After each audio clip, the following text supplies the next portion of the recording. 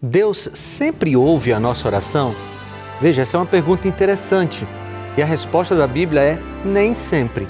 Existem algumas orações que Deus até escuta, mas não ouve no sentido de atender, no sentido de dizer sim, porque a oração precisa ter algumas características importantes que Deus deixou estabelecido na Bíblia. E hoje nós vamos estudar uma história sobre a oração que vai nos ajudar a entender melhor como nos aproximarmos de Deus e como termos as nossas orações ouvidas. Não sai daí, porque está começando o seu programa Adoração, o seu encontro com a Palavra de Deus.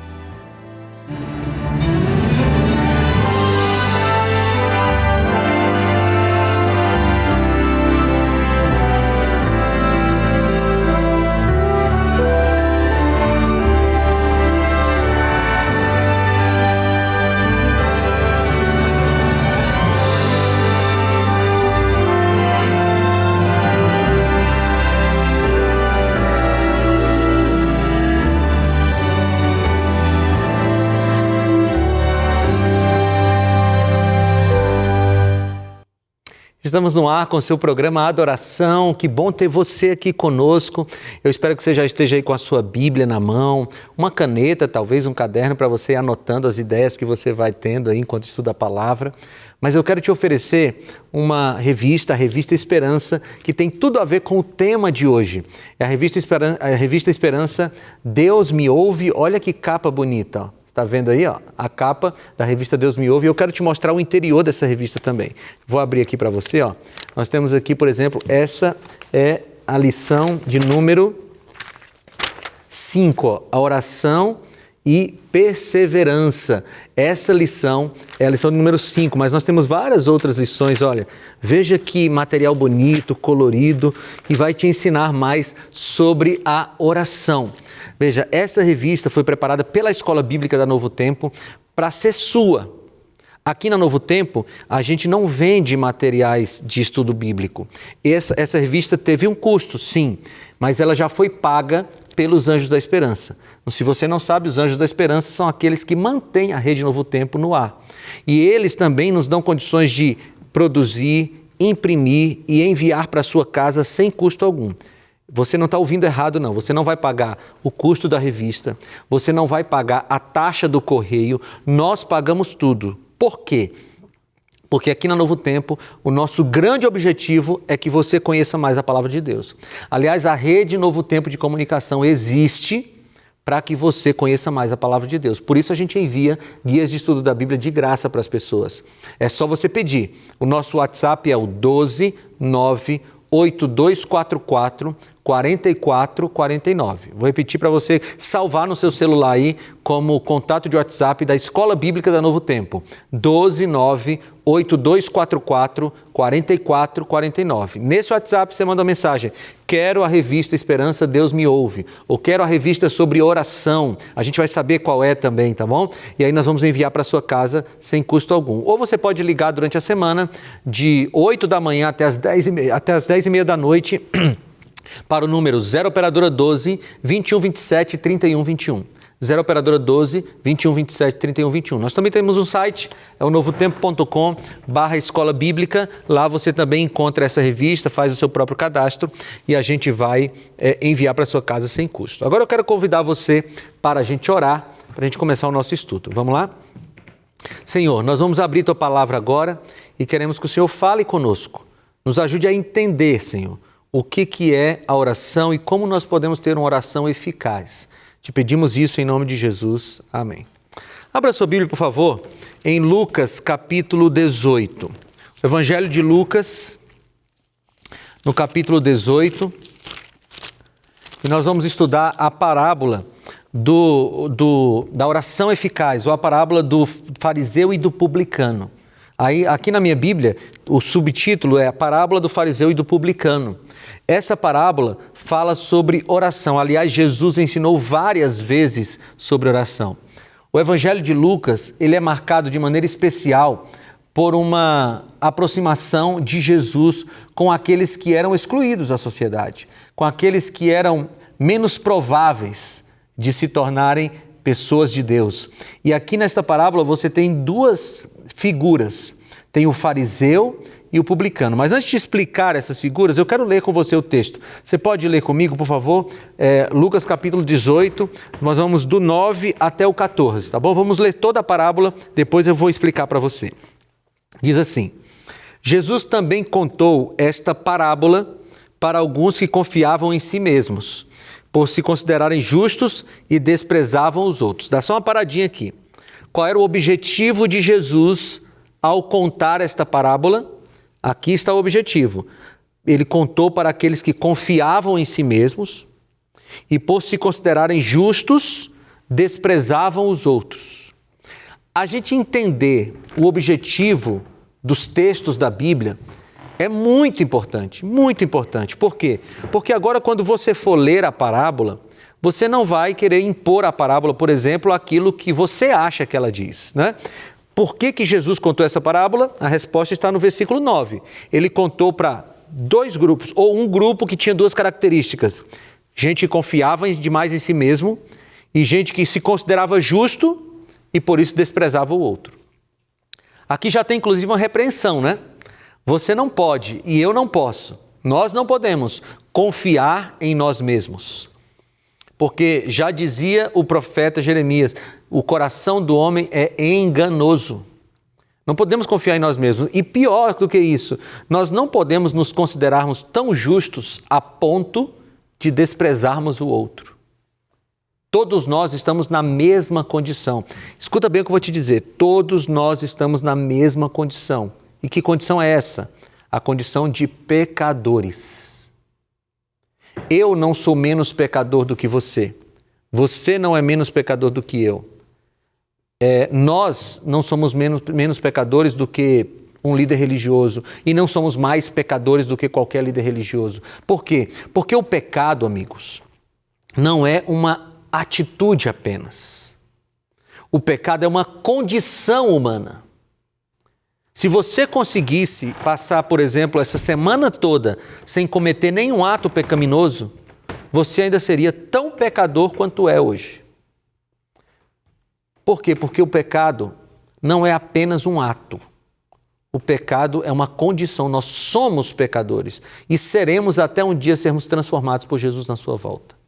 Então, aqui Jesus está contando uma parábola para esse grupo, de maneira especial, falando sobre gente que confiava em si e desprezava os outros porque se achava justo. Vamos continuar agora, versículo 10. 2 homens foram ao templo para orar. Um era fariseu e o outro era publicano. O fariseu ficou em pé e orava de si para si desta forma: ó Deus, graças te dou porque não sou como os demais homens, roubadores, injustos e adúlteros, nem ainda como este publicano. Jejuo 2 vezes por semana e dou o dízimo de tudo que ganho. O publicano, estando em pé longe, nem mesmo ousava levantar os olhos para o céu, mas batia no peito dizendo: ó Deus, tem pena de mim que sou pecador. Digo a vocês que este desceu justificado para a sua casa, e não aquele, porque todo o que se exalta será humilhado, mas o que se humilha será exaltado. Aqui tem muita coisa para a gente aprender. E a primeira coisa que fica evidente aqui é a diferença entre os dois personagens. Jesus estava contando essa parábola e ele coloca 2 personagens bem diferentes na sociedade daquele tempo. Ele coloca um fariseu e um publicano. Para você entender essa diferença, eu vou fazer uma comparação com alguém do nosso tempo, tá bom? O fariseu seria talvez aí um diácono da igreja, um presbítero da igreja, um professor da escola sabatina ou um professor da escola dominical, alguém que era muito ativo na igreja, alguém que tinha cargos na igreja, alguém que era muito respeitado na igreja. Esse era o fariseu. Estou fazendo uma comparação só para a gente entender como essa diferença é grave, né? Essa diferença é grande. Então o fariseu seria como esse líder da igreja hoje, não é? Bem, do outro lado, o publicano, ele seria hoje como um traficante de drogas, um político corrupto, uma pessoa pária da sociedade, alguém fora da lei. Essa seria a proporção desses dois personagens hoje. Alguém que está completamente envolvido com a igreja e o outro que está completamente afundado no pecado. Quando Jesus falou, um fariseu e um publicano foram ao templo orar, as pessoas que estavam ouvindo o seu sermão, elas entenderam exatamente assim como eu disse para vocês. Ou seja, eram duas pessoas bastante diferentes. E quando a sociedade olhava para essas pessoas, a sociedade já fazia um julgamento, dizendo assim, não, este fariseu, ele está salvo, ele está perto de Jesus. Esse publicano está completamente longe de Jesus. Bem, mas Jesus quer ensinar outra coisa na parábola. Então, ele começa falando da oração do fariseu. E quais eram os problemas da oração do fariseu? Primeiro problema da oração do fariseu. Você lembra qual era? Vamos reler? O fariseu orou assim, olha, no versículo 11, Lucas 18, 11. Ó Deus, graças te dou, porque não sou como os demais homens, roubadores, injustos, adúlteros, nem ainda como este publicano. E aí, agora o fariseu vai listar o que ele faz para Deus. Jejuo 2 vezes por semana e dou o dízimo de tudo quanto ganho. Ou seja, o primeiro problema da oração do fariseu é que a sua oração foi apenas um discurso retórico para exaltar as suas próprias virtudes.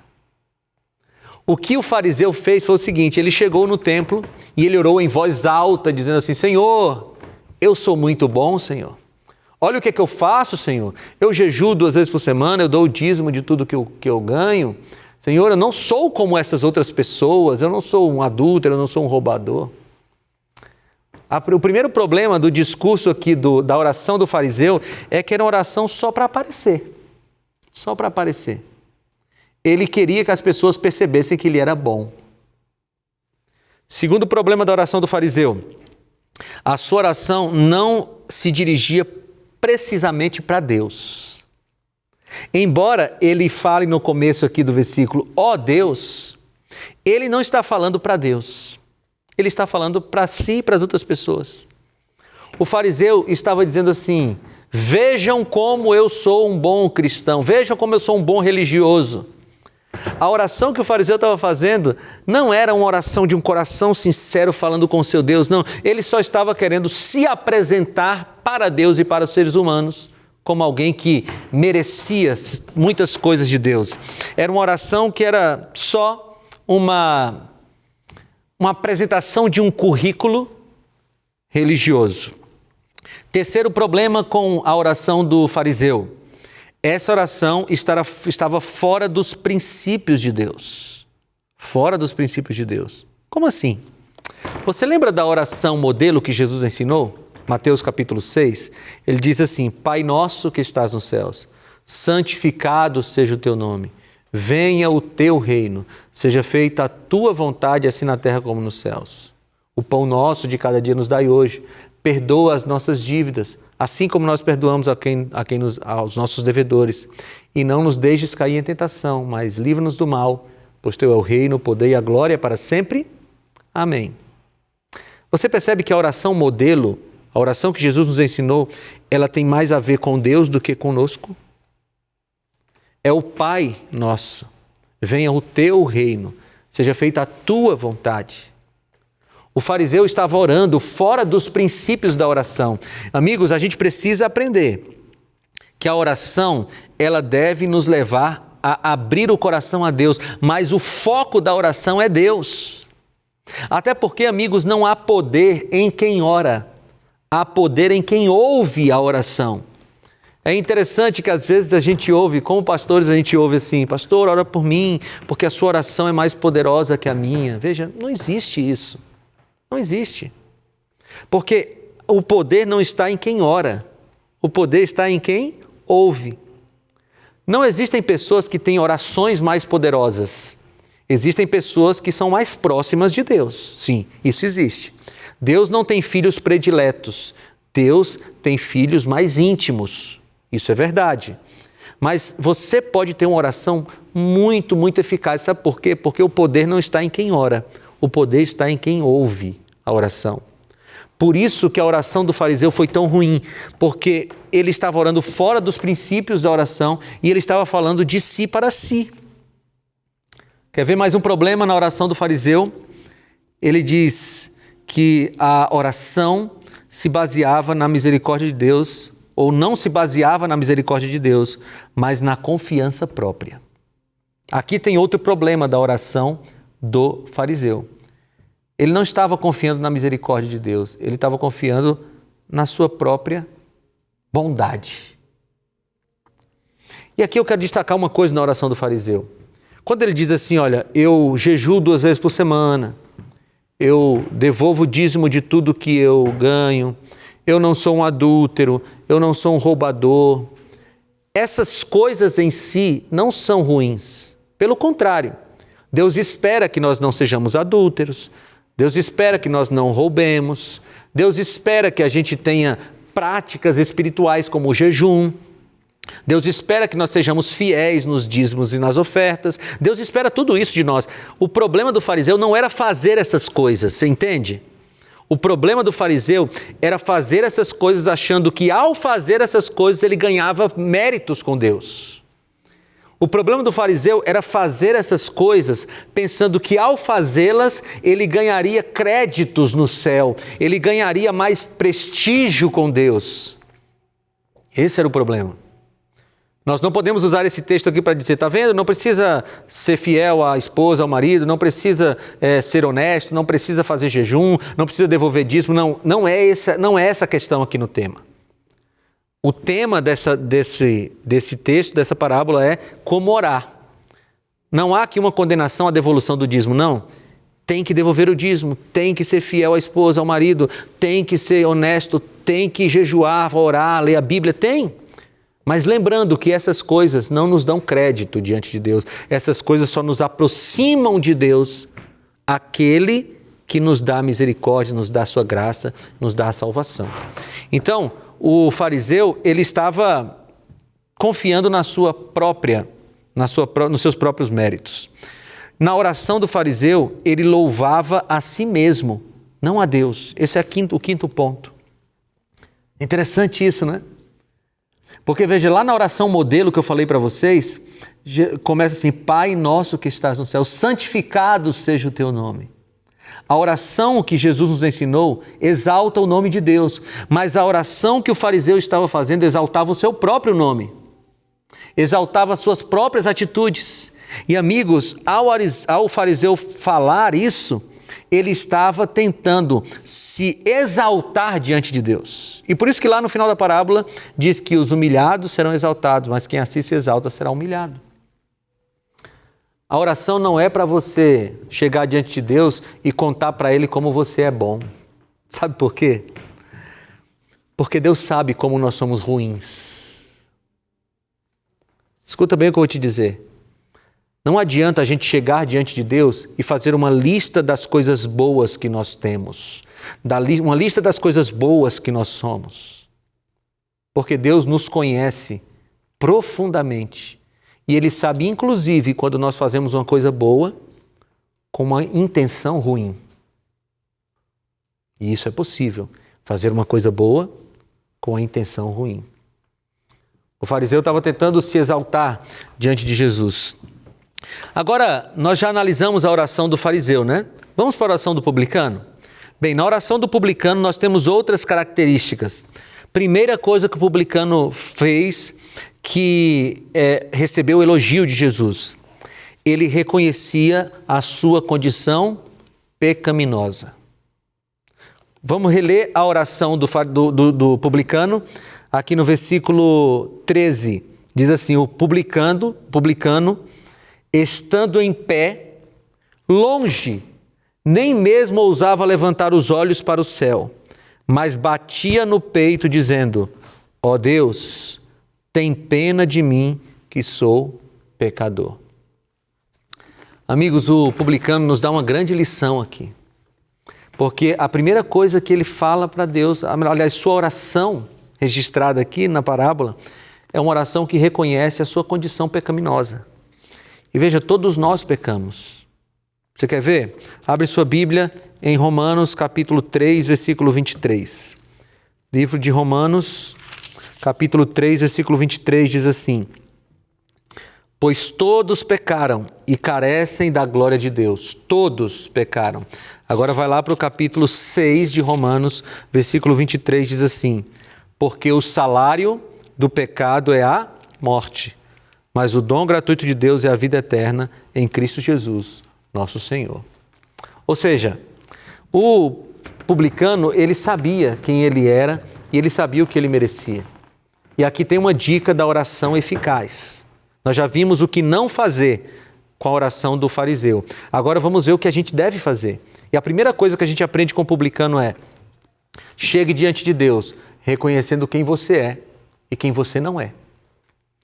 Não adianta, amigos, a gente tentar esconder de Deus quem nós somos, esconder de Deus os nossos sentimentos, esconder de Deus as nossas intenções. Não adianta, sabe por quê? Porque Deus conhece. Deus sabe exatamente por que a gente faz as coisas. A melhor coisa que a gente faz numa oração é chegar com plena sinceridade. Aliás, deixa eu te dizer uma coisa, escuta bem. A oração que impressiona a Deus não é a oração com palavras bonitas, é a oração com plena sinceridade. Vou repetir para você.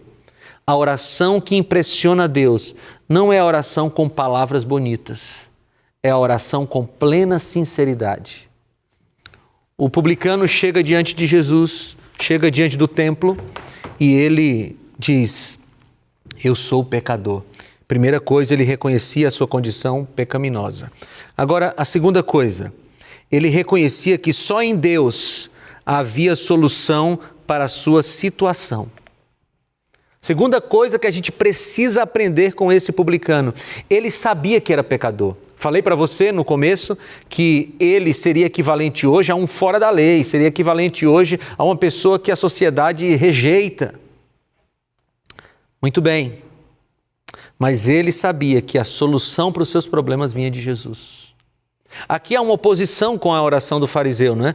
Porque o fariseu dizia assim: eu faço essas coisas, eu sou bom, porque eu pratico determinadas coisas. O publicano diz: Senhor, tem piedade de mim, porque eu sou pecador. O publicano reconhece que só ele, só em Deus, só de Deus virá a solução para o seu problema. Terceira coisa que a gente aprende com a oração do publicano. Ele reconhecia o sacrifício do Cordeiro como motivo do seu perdão. Como é que a gente sabe disso? Você precisa analisar os detalhes da parábola.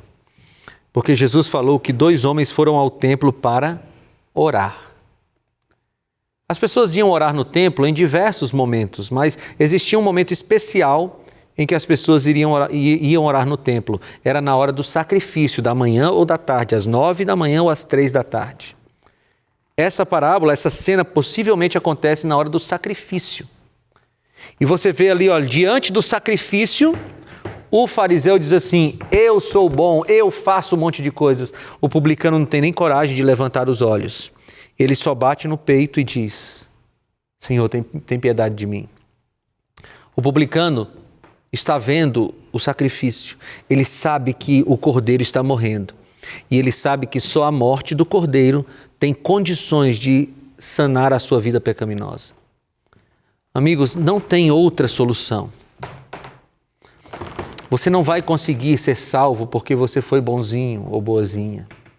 Eu não estou dizendo que a gente não tem que guardar os mandamentos, precisa guardar os mandamentos, Deus espera que a gente faça isso, mas isso não é causa da nossa salvação, isso é consequência da nossa salvação. Quando a gente entrega a vida a Jesus e Ele nos salva, Ele nos dá poder para nos santificar, para sermos cada vez mais próximos daquilo que Ele espera de nós. A obediência não é causa da salvação, a obediência é consequência da salvação. E aquele homem entendia isso, que o cordeiro, a morte do cordeiro, era o único motivo para ele ser salvo. Amigos, as orações particulares eram feitas no templo na hora do sacrifício. E isso para mim é muito bonito, sabe por quê? Porque ao ir ao templo, o publicano sabia que só o sangue do cordeiro salvaria ele. O que é orar, amigos? O que é orar? Orar é abrir o coração a Deus como você faz a um amigo. Não sei se você tem um amigo íntimo, eu tenho. E quando a gente vai conversar com um amigo, a gente não fica cheio de palavras, procurando as melhores palavras para falar. Não, a gente abre o coração e fala para o nosso amigo aquilo que a gente está sentindo. Eu não sei se você já chegou para conversar com um amigo numa hora que você estava sofrendo muito. O que você faz? Você chega para o amigo e você abre o seu coração. E você fala daquilo que você está passando. E você pede ajuda quando é possível. Orar é abrir o coração a Deus como você faz a um amigo. Chegue para Deus e conte o que está acontecendo com você. Não tente mascarar a sua oração. Sabe por quê? Volta comigo aqui para o texto bíblico. No final da oração diz assim, no final do texto, versículo 14 diz: digo a vocês que este, o publicano, desceu justificado para a sua casa, e não aquele, o fariseu, porque todo o que se exalta será humilhado, mas o que se humilha será exaltado.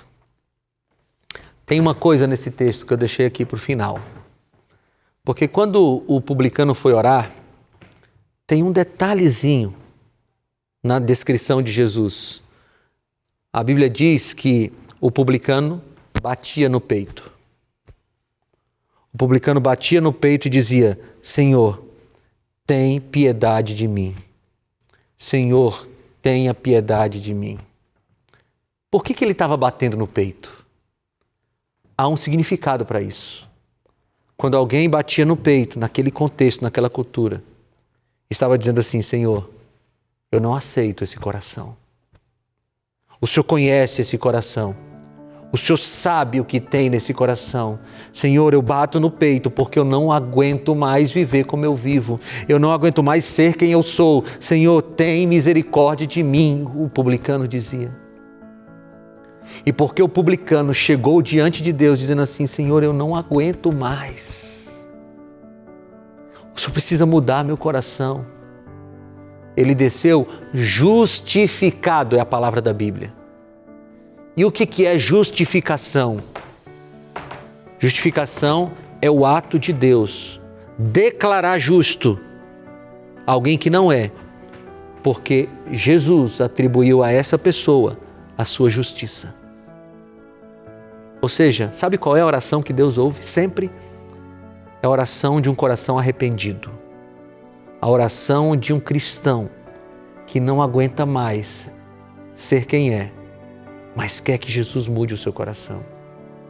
O que você acha de hoje, nesse momento, você simbolicamente também bater no seu peito e dizer: Senhor, eu não aceito mais, eu não quero mais ter o coração que eu tenho.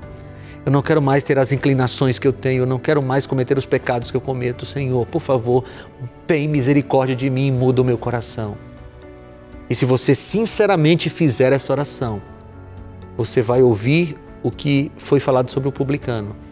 Você vai voltar justificado, justificada para casa, perdoado, perdoada pela graça de Cristo. O que você acha de fazer isso agora comigo? Eu vou colocar a mão aqui no meu peito, dizendo: Senhor, não aceito o meu coração. Se você quiser fazer, faça o mesmo. Senhor Deus, por favor, muda o meu coração. E muda o coração dessa pessoa que está orando comigo agora. Nós queremos voltar para os nossos lares, para as nossas atividades, justificados pela Tua justiça. Tem misericórdia de nós, Senhor Deus, que somos pecadores, mas nos colocamos em Tuas mãos, porque temos a certeza de que o Teu sangue é suficiente para nos perdoar e nos purificar. Deus, muda o nosso coração e nos faz ter corações parecidos com o Teu. Em nome de Jesus. Amém, Senhor.